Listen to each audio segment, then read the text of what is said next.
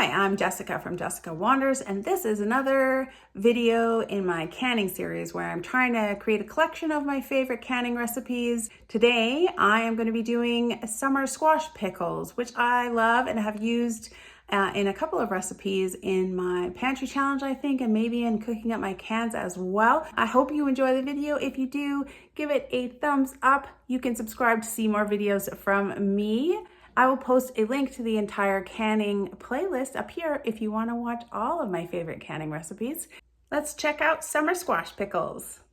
Hello, I have loads of this pattypan squash and I can't possibly eat them all right now. So I'm going to do up my favorite thing to do with summer squash, which is summer squash pickles. It is a canning recipe from the Bernardine Complete Book of Home Preserving. I think that in the United States it's called the Ball Complete Book of Home Preserving. And it is summer squash pickles. It uses up 4 cups of cubed, seeded, peeled summer squash for each batch. And I'll probably do 2 batches, but I'll take you with me through one batch. It uses any kind of summer squash, so you could use a zucchini if you like. You need turmeric, some ground mustard, some ginger, dried ginger. You'll need some kind of coarse salt, or sometimes it's called pickling salt, pickling, canning, and other finer recipes. Free of additives and preservatives. It doesn't have any iodine in it, I think is the deal. And we need 1 1/3 cups of sliced onion for each batch, which is 4 to 5 8-ounce or 250 milliliter jars. I don't know, onions is really my weak spot right now because we had such a horrible year for onions, but I'm gonna come up with 2 2/3 cups of sliced onions. It's not that much.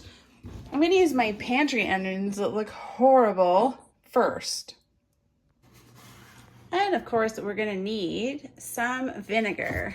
It needs to be 5% acidity, 5% acetic acid. That's what you need.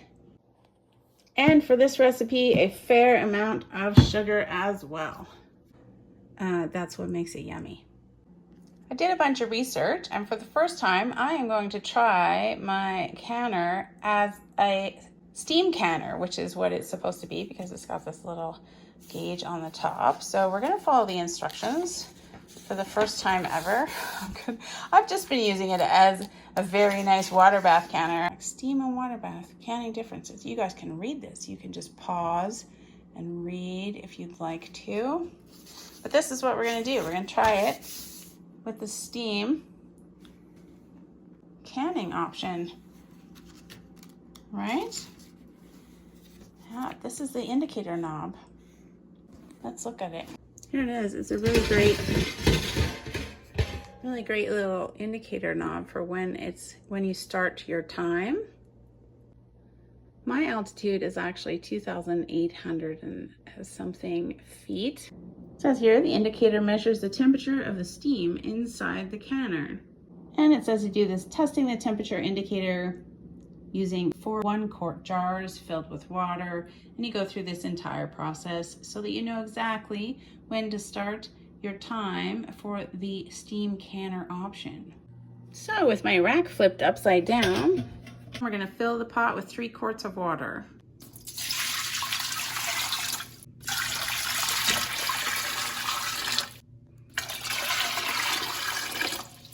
Instead of using whatever we're canning, I'm just going to use 4-quart jars and fill them with water, and we're going to test it out because this indicator knob isn't totally precise, and you know, to get an accurate reading for exactly your altitude, you should probably do this test. It recommends doing this test every year before you start.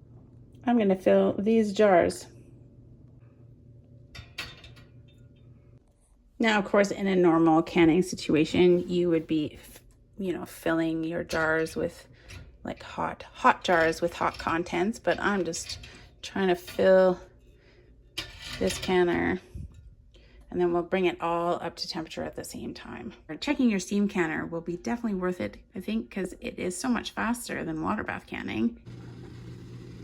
This is what's happening in our pot. The water at the bottom is definitely kind of simmering. I'm almost at zone 2. We're watching the tops of these cans, or the jars, for when they start boiling. Not yet. We're definitely at the very, very upper limit of the zone 1 section, being at almost 3,000 feet. There's still no boiling water though. Oh man, it really doesn't focus well. But see how the bubbles are rising in the jar? Gosh, it's really hard to see. It's really hard for you guys to see. But in there, I'm starting to see bubbles in the water in the quart jars. This has definitely reached the zone 1. Start timing when the needle reaches your zone's green area. It's definitely in the green area for zone 1. And I do have some sputtering and water bubbling in the quart jars. So I would start timing right here. It's about right there. It says to take a picture of where your timing should start. So I just did that. I've got a picture. Now that we know, I'm going to turn this off and let it cool down, and we're going to keep making our summer squash pickles ready to be steam canned. I'm going to prepare my brine.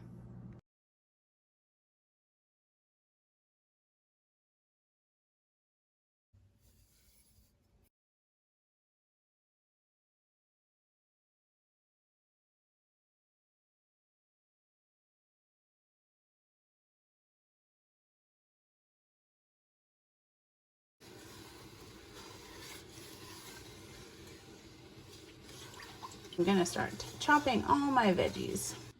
We have lots of cubing, peeling, and seeding to do, so let's get started.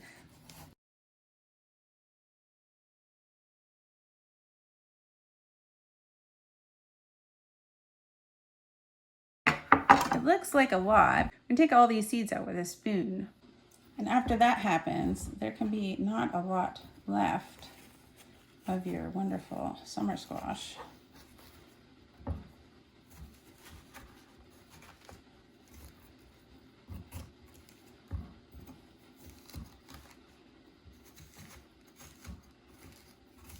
Just to carefully take out only what you have to.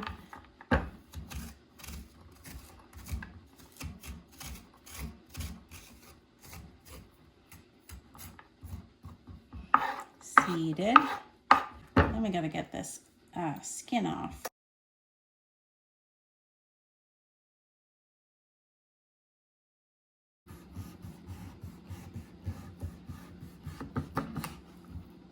Then we're gonna cut them into 1 centimeter or 1/2 inch squares.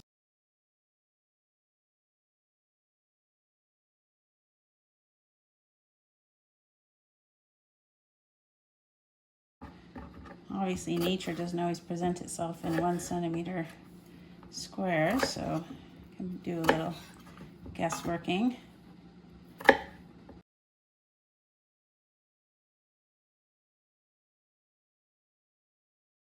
So we're going to do that. Oh, I missed one. We're going to do that until we have 4 cups of seeded, peeled, cubed pattypan squash. I did 1 large pattypan and I got 4 cups of cubed, seeded, peeled summer squash. Just 1. That's just 1. Yay, what a great abundance. I've heard that the lowdown from the lid company is it's still okay to simmer your lids, just don't boil them. And I'm pretty sure that was always the instructions. So I'm not really sure. I do like to simmer them. I feel like it sterilizes them, but or just heat them up to steaming, really, like you would scald milk. But I definitely don't boil them. And that's what I'm going to continue to do until someone tells me otherwise, because I did the research. It seems like it's still okay to just sort of heat them up. You used to have to boil them because this part was a lot thicker and they wanted it to be like more malleable, I guess, or heated up. But you don't have to do that anymore because they use a lot less of that stuff now. I'm going to prepare for 5 jars, but I think it'll probably likely only make 4 jars. It's good to be prepared. I'm going to get all my canning thing, my filling funnel to fill my jars. I've got my jar lifter to take my jars in and out of the hot water so I don't hurt myself. In theory, I've got this headspace measurer. I'll leave a link in the description below for like a beginner kit that has a lot of these things all included. I use the other end of this to get bubbles out, and then my little lifter for the lids in the hot water. This water's still pretty warm. I'm just gonna put these in the canner to get them kind of warmed up before I'm ready to fill them. Make sure you check all your jars. Make sure there's no chips or cracks in them. And we're going to start heating up this brine. Okay, I'm going to do some onions, and I'm not going to even use my goggles. I only need a small amount. I need 1 1/3 cups of diced onions. These aren't the best onions. I'm going to find what I can use in them. Apparently, onions everywhere are a problem, hey? That's a bit of a worry. I was thinking I'll just buy that giant bag from Superstore that they have every year, but maybe it's going to be pretty expensive. Who knows? Can't not have onions, hey? Ideally, when you're canning, you want to use the freshest ingredients you can find that look the best and everything. But unfortunately, my onions coming out of the garden, you know, right now, don't look any better than these. Sorry, we're going for sliced onions, not diced onions. So we're going to cut them in half and slice them up pretty thin.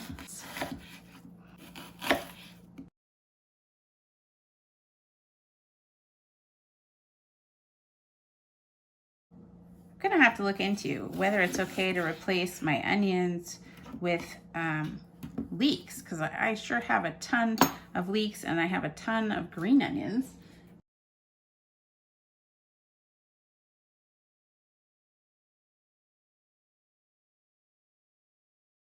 I think this is a lot of sliced onions. I should have worn my mask. It's like 1 cup. It's like 1 cup, and I need 1/3 cup. Oh man, I should have worn my goggles. I feel like, oh, if I could see straight, I could fit more onions in here. I feel like that's 1/3 cup. Ha ha ha ha ha ha. Okay, we are getting ready to go. I've got the heat on this. I've got some steamy water over here, just steaming away. Gently, carefully, one at a time so it doesn't make a big splash. I'm going to put my lids in there. It wants me to preheat the water in the canner to 180 degrees for hot pack foods, which this is going to be. It's not quite there yet, but we'll get it up to 180. So we're heating up the brine and dissolving all of the sugar and the spices and stuff. Smells really good. Like I just love this recipe. Ginger, there's definitely, you can smell the ginger in it. Love it. I mean, I could just eat a whole can. And cooking up my cans, I came up with other meal ideas for it, but I could just sit there and eat a jar of it, no problem. In a large bowl, I am going to mix my little cubes of squash and all my slices of onions. I'm gonna break up the onions too so that they're kind of like can spread out more easily.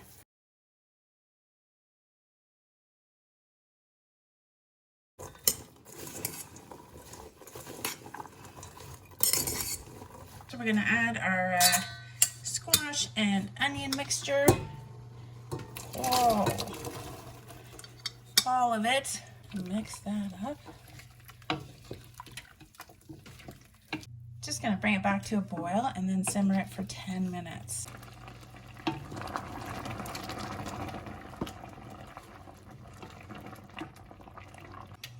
Okay, that's 10 minutes. We are ready to fill jars.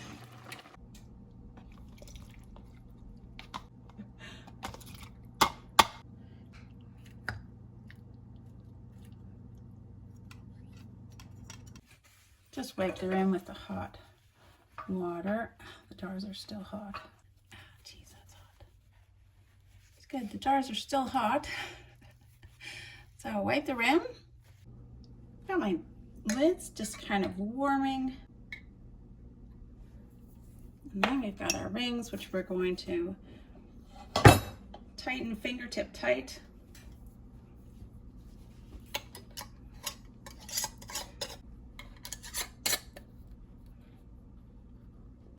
And into the counter we go.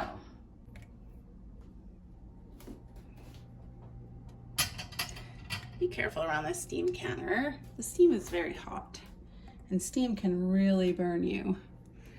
So be careful.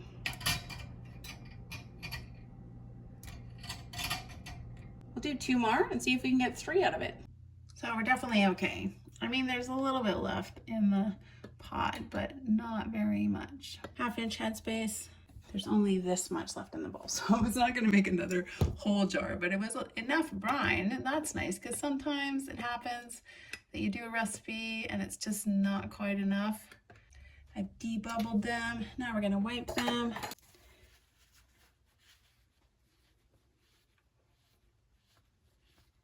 Okay, we've got our little lids. I don't normally do multiple cans at once, but I really wanted to be able to like space out, divide them evenly within these jars. Resistance and then fingertip tight. I suppose that's different for everybody, but because obviously my fingers are not as strong as some people's fingers. Resistance and then fingertip tight. So it definitely made 5 though. It said between 4 and 5. Use your steam vents away from you, and this way you can read your gauge. And we're going to bring it up to temperature where we took the picture, past the zone 1 blue area. And then we're going to process them for 15 minutes, 10 minutes plus 5 minutes for my altitude. Take the lid off, wait 5 minutes, and then remove them from the canner.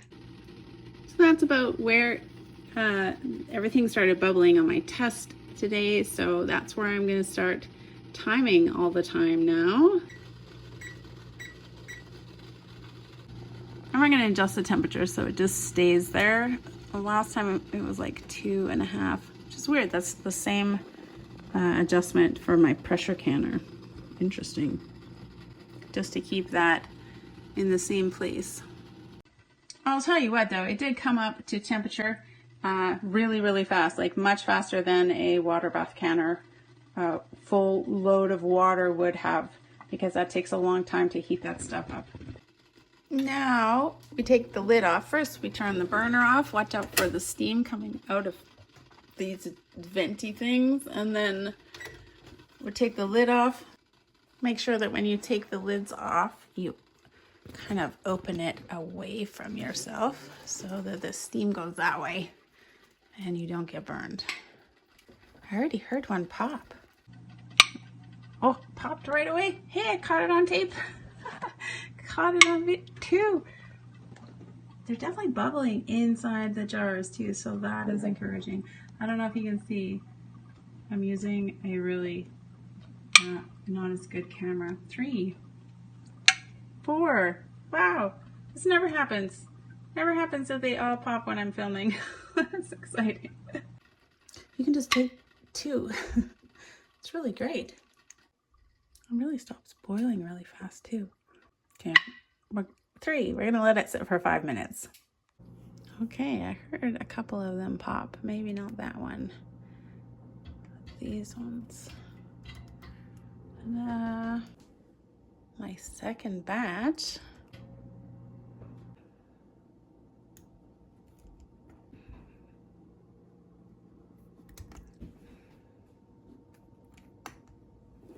That is hopefully 10 jars of summer squash pickles, which I love to put in my egg salads or on salads or just on crackers. Just as I finished, that last one popped, so I think they all popped Oh, it's still hot. But I think they're all popped. They're all down. This is definitely going to make it into the pantry challenge because I still have some downstairs. I know I used up a lot in the pantry challenge, but I still have some downstairs from last year's canning. So better start enjoying these. We've been so fortunate this year that we haven't had the smoky skies, but now in September, here it comes. Just the hazy, smoky valley. Ugh. I mean, it was great having clear skies through the summer, but I thought we might make it to the end, but we're not. But we're not going to. Ugh, it smells gross. All of my jars appear to have sealed, so I'm super excited. Excellent, let's wash them and then label them and put them away.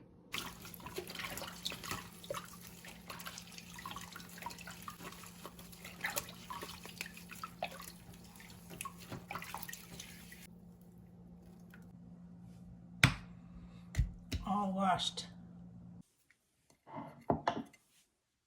Dried.